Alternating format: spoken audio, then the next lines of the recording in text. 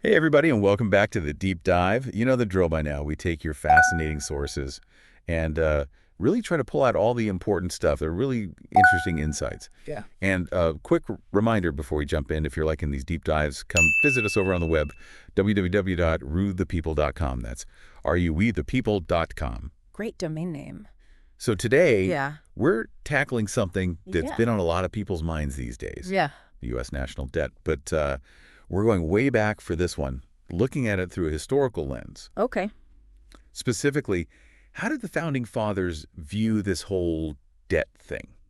Well, it's interesting to think about because we tend to put the founding fathers up on this pedestal, right, for their ideals of liberty and independence and all that. Yeah. But how did they reconcile those ideals with the very real issue of a national debt? It's a perspective we don't often consider. Absolutely. You hit the nail on the head, and the sources you sent in paint a pretty compelling picture of their stance on debt. Yeah. It wasn't just about numbers for them, it was deeply intertwined with their vision of a free and prosperous nation. Yeah, one of the key takeaways here is that the founding fathers viewed debt as like a direct threat to liberty. Hmm. They saw it as a form of bondage, both for individuals and for the nation as a whole. So it wasn't just a practical economic concern for them. It was tied to their core beliefs about freedom. Exactly. Think about it. When you're in debt, you're beholden to somebody else. You're not fully in control of your own destiny. Yeah, And they believed this principle applied equally to a nation. it's okay. A nation burdened by debt they feared would be vulnerable to outside pressures and could even lose its sovereignty. That makes a lot of sense. And this wasn't just theoretical for them, right? They had real-world examples they could point to. Of course, they had witnessed firsthand the dangers of excessive debt in Europe and even in the colonies. Right. They'd seen how it could lead to economic instability, corruption, even social unrest. This reminds me of that Thomas Jefferson quote. Yeah. The maxim of buying nothing without the money in our pockets to pay for it would make our country one of the happiest on earth. Talk about a contrast to our buy now, pay later culture. Oh, yeah. Jefferson was very adamant about avoiding debt, especially public debt. He considered it a moral hazard, basically kicking the can down the road and sticking future generations with the bill. Wow. Almost like he could see what was coming, huh? And the sources you sent really highlight this shift in attitude towards debt over time. Definitely. It wasn't just Jefferson. This aversion to debt was pretty common among many of the founding fathers. Yeah? And for generations, Americans generally followed this principle, striving to pay down the national debt whenever possible. It's a big contrast to the path we've been on the last few decades, where debt just seems to have become accepted, like a normal part of our economic system. It makes you wonder if they could see the level of U.S. national debt today. What would their reaction be? Would they feel like, see, we told you so? It's hard to say for sure, but it's certainly worth thinking about their perspective as we deal with the economic issues of our own time. Absolutely. One thing that stood out to me in the sources was this idea of the welfare state. Now, that's a term that can be pretty loaded these days, Sure. but it's clear the Founding Fathers had some strong opinions about the government's role in providing for its citizens.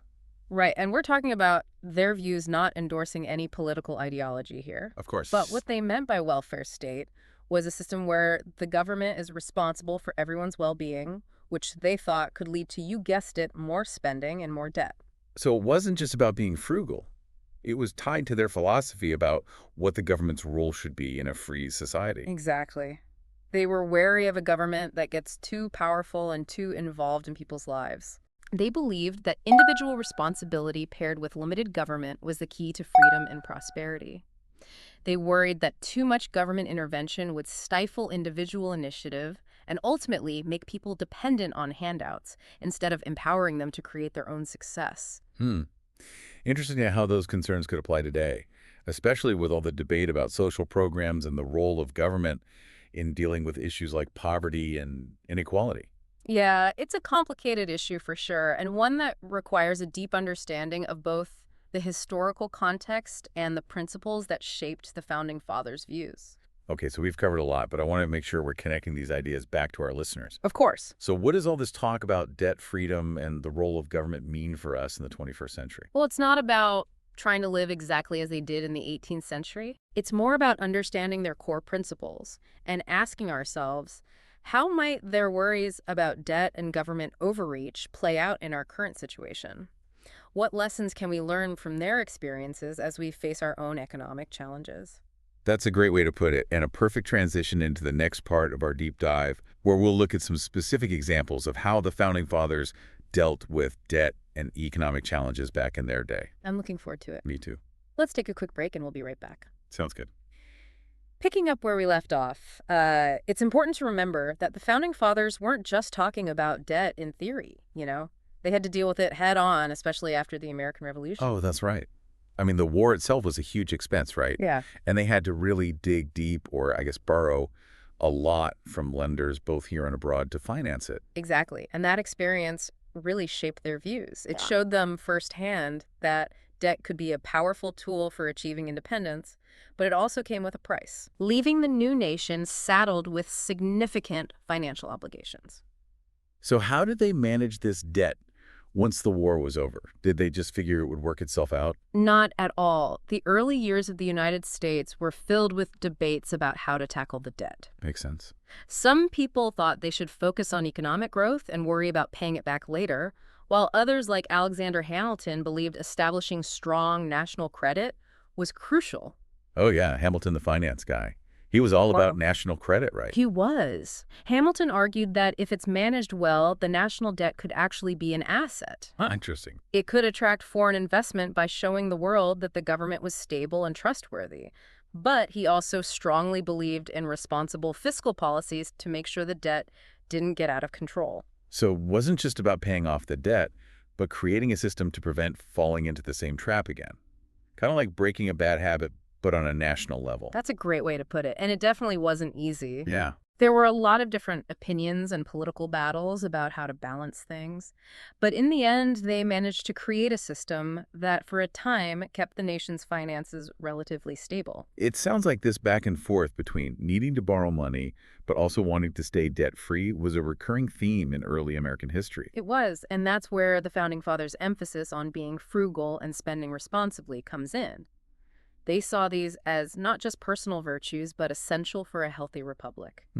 They understood that a nation living beyond its means is a nation in danger. So how does this connect to Jefferson's idea of only buying what you can afford? Was that a common belief? Yeah, Jefferson's words reflect a deep belief held by many of the Founding Fathers. They saw a direct connection between being careful with money and national strength. Okay. They worried that overspending and materialism would chip away at those values, leading to moral decay and economic instability. It's wild to think that ideas that might seem old-fashioned or even strict today were considered radical and groundbreaking back then. They were. They were challenging the norms of the time, pushing for a new kind of nation, founded on principles of fiscal responsibility, limited government, and individual liberty. It was a bold experiment, a gamble on a new way of governing. A big gamble. It was. We've talked a lot about their concerns about debt, but what about their hopes? What did they envision for the future of the United States? They dreamed of a nation that would be a model of freedom and prosperity, a shining example for the world. Wow. They believed that by following the principles they championed, America could avoid the mistakes that had brought down other nations throughout history. They saw a nation free from debt as a nation capable of achieving truly great things. That's inspiring, but also a little intimidating, considering the challenges we face today. They set the bar pretty high, huh? They did. And while they had high hopes, they also gave some serious warnings about potential threats to their vision. What kind of warnings? These weren't just about debt itself, but about the dangers of the government getting too powerful, the erosion of property rights, and the potential for a welfare state to sap individual initiative and freedom. Almost like they were looking into the future, trying to predict the problems we're dealing with right now. In a way, they were. They studied history, carefully learning from the successes and failures of past republics. Right. They understood that human nature doesn't change, and the desire for power is always there. Their warnings remind us that freedom and prosperity aren't guaranteed. They require constant, attention-wise decisions and a strong commitment to the principles that make them possible. Powerful stuff. We should probably pause here and take it all in. Agree. When we come back, we'll dive deeper into those warnings and explore how they connect to the challenges we face today. Okay, we're back with the last part of our deep dive into the Founding Fathers and their views on national debt. And things are about to get a little more hope. Let's just say they had some pretty strong warnings that still resonate today. Yeah, it's amazing how spot on some of their concerns were. Even though they were writing centuries ago, their understanding of human nature and the potential problems with government feel incredibly relevant now. For sure. Let's start with this idea of the welfare state, something we touched on earlier. It's a term that gets tossed around a lot in political discussions these days. Mhm. What exactly did the Founding Fathers see as the danger of a government that takes on too much responsibility for its citizens' well-being? Well, at the core of their concern was the potential for dependency and for people to lose their initiative. They really believe that when people become reliant on government help, it can reduce their motivation to work hard and provide for themselves. It's like that saying, give a man a fish and you feed him for a day, teach a man to fish and you feed him for a lifetime. They seem to prioritize self-reliance and personal responsibility above all else. Exactly. They saw those as the foundations of a successful society. They worried that a welfare state, however well intentioned, could unintentionally create a sense of entitlement among people and lead to a decline in personal responsibility. And ultimately, this could harm the very people it was meant to help. And they also saw a direct link between this welfare state and the issue of debt, Yeah. right? It wasn't just a philosophical concern, it was a practical one too. Absolutely. They understood that large social programs require a lot of government spending, which often leads to more borrowing and a growing national debt. They viewed this as a dangerous cycle that could eventually damage the nation's economy and weaken its long-term stability. So their worries about the welfare state weren't just about being careful with money, but about the potential for it to fundamentally change American society, shifting the balance of power toward a more centralized government and away from individual freedom. That's a sharp observation. They imagined a society where individuals, families, and communities were primarily responsible for their own well-being, with the government taking a back seat. They worry that a government that overreaches could stifle innovation, creativity, and the entrepreneurial spirit, which they saw as vital for national success.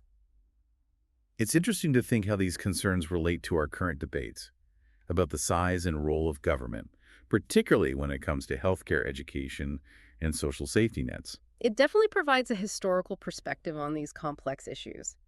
It reminds us to consider not only the immediate benefits of government programs, but also their potential long-term consequences for individual freedom and economic sustainability. Okay, let's switch gears a bit and talk about their warnings about deficit spending. Was that also rooted in their fears about debt and government overreach? It was. The Founding Fathers, pretty much across the board, understood that spending more money than the government brings in through taxes is a recipe for disaster. They believe that a government, just like a family, should live within its means. But didn't they also recognize that there might be times like during a war or a serious economic crisis where deficit spending might be unavoidable? Yes, they did. They weren't oblivious to the realities of governing, Right. but they emphasized that such measures should be temporary and used only in extreme situations. They saw a balanced budget as a sign of fiscal discipline, proof that the government was committed to being responsible with the nation's resources. So it wasn't about never having a deficit, but about doing so carefully and with a clear plan to get back to a balanced budget as soon as possible.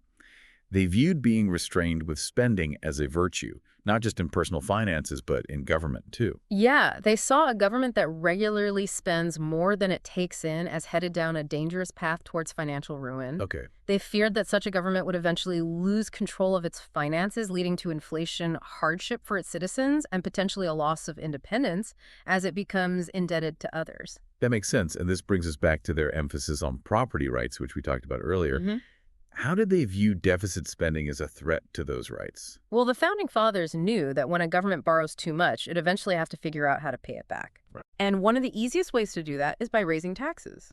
They saw this as a direct violation of property rights as it allows the government to take more and more of its citizens' earnings. So they believe that deficit spending could trigger a chain of events that leads to higher taxes, a bigger burden on taxpayers, and ultimately a weaker economy where people have less control over their own resources and their own lives. Exactly. They believe that a government that respects property rights is one that trusts its people to make their own economic decisions and handle their own affairs. They worried that a government that relies too much on taxation would create uncertainty and stifle economic growth, harming the very people it claimed to be helping. So we've explored a lot here, the Founding Fathers' concerns about the welfare state, deficit spending, and the importance of protecting property rights. They clearly saw these as connected, all tied to their vision of a free and prosperous nation built on individual liberty and limited government.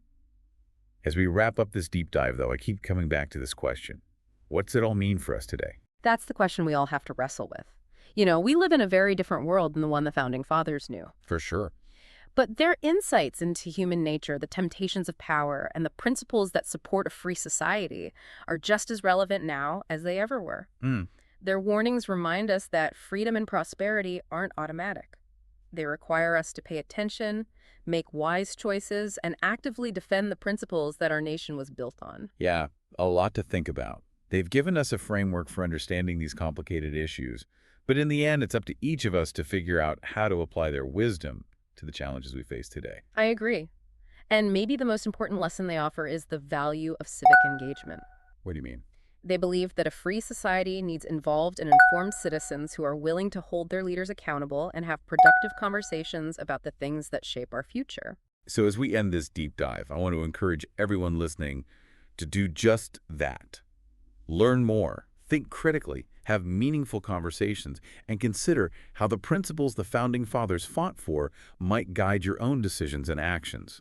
Because ultimately, a nation's fate is shaped not just by its leaders, but by the collective wisdom and engagement of its people. Couldn't have said it better myself. Thanks for joining us on this journey through history and ideas. Until next time, keep exploring, keep asking questions, and keep diving deep.